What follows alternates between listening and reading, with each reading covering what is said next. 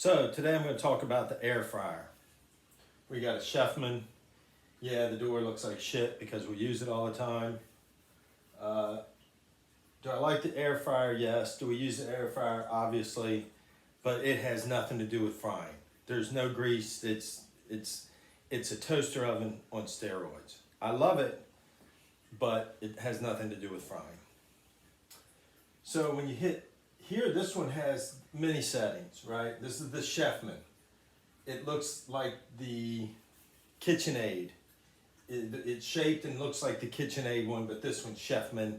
And for our wedding registry, we had put this, and we got two of them. And we break toaster ovens because we use them a lot, so we just decided to keep it. So I have two of these.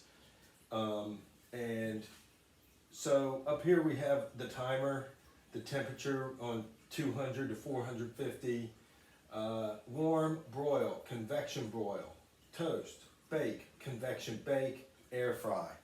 So basically what it's doing is it has a fan that blows the air around in the oven. Now, any commercial kitchen I've ever worked in since, at Daly's Crab House on Midlothian Avenue in Richmond, Virginia, it was a convection oven. There's always a fan in the corner. When you put stuff, like if you do a bunch of cookies, whatever's in the top left back corner is going to get burnt because that's where the air comes out. So you reduce the cooking time and you reduce the temperature in which you have to cook things with a convection oven. It's very smart and it works very well in the toaster oven or the air fryer, but it really has nothing to do with frying. So, it works. I'm happy. The only thing is, like, if you're making wings or something like that, if you're making wings, you can only make as much as fits in this right here. That's not, I can eat that many wings before the next batch is ready. So that kind of sucks. But I don't know what else to do, because if you put the pan in the middle, see, there's two racks here. And the fans are only up here. There's no fan in the bottom. So if you put that pan to catch the grease in the middle, nobody can get through. I'm thinking about somehow drilling holes in this or coming up with a way that I can have two racks of wings cooking. Wings are good. I like making wings in here. It has the skin on the meat, so it does kind of fry it. It fries in itself, and that's why the tray up here looks terrible, because all the grease from the skin drops down on this tray. I just dust it with flour and whatever seasoning I want, like the Cajun seasoning or some spices or some, powdered ginger if I'm going like Asian wings, or whatever you want, soy sauce, marinade. And then when you fry it, the grease from the skin actually do fry. It comes out looking similar to being fried. In the restaurants or catering company especially, we call it oven fried. It does have a nice feel.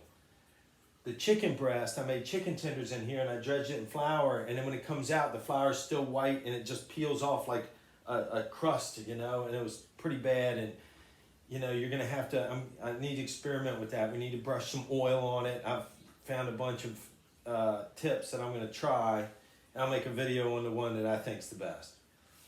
French fries are really good. You need to blanch the fries on the stove. If you blanch your fries for 2 or 3 minutes on the stove in boiling water, then you toss it in oil and salt and pepper, it makes a crispy fry. It's better than a lot that we get, especially on to-go fries. It is better than a lot of restaurant fries.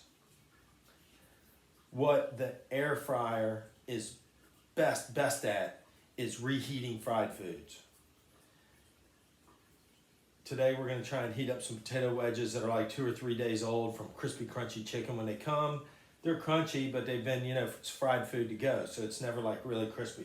We're going to put them in here and they're going to get almost better than when they come. Sometimes when we order fried food, we just put it in here right out of the box because it's been steaming itself. It's not quite as much. You put it in here, it makes your delivery order even better. So we like it. It has a good place in the kitchen. It's better than heating up the whole oven for a lot of little shit, but it does have its drawbacks, and it has nothing to do with frying.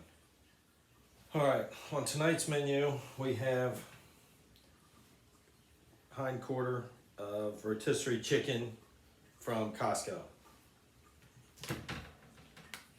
We have 2-day-old potato wedges that are kind of soggy. They're definitely not like crispy or anything.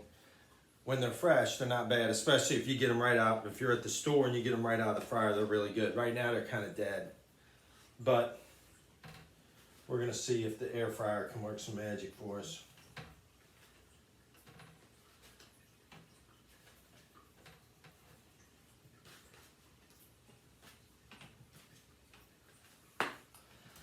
And we have 2-day-old pizza. Spinach, feta cheese, tomato, garlic, Zoe's bacon. Okay. So, I'm gonna put it in an air fryer on the top shelf.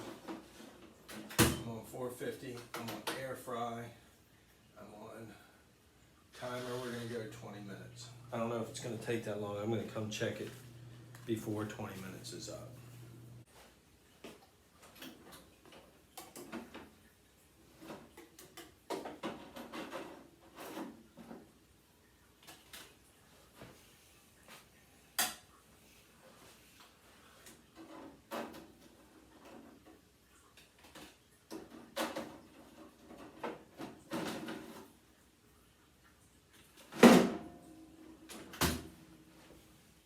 Okay, here are the reworked fries. I mean, they're very crispy. And let's I'm gonna take a bite into that one. Just look at it. It's hot too.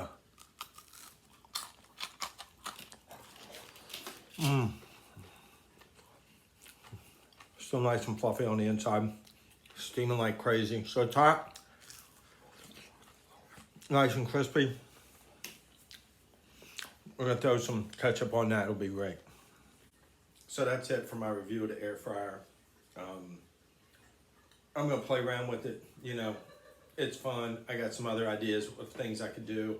I'd like to do a full meal where you put a steak on the top with some onions, you put potatoes underneath and let the grease from the steak fall on that tray, and then like fry the potato. But that's probably a fire hazard, but damn, it sounds like a good idea to make good food. So I'm gonna play around with it. Maybe we'll blow it up. We got a backup when it's not a big deal. I hope you guys liked it.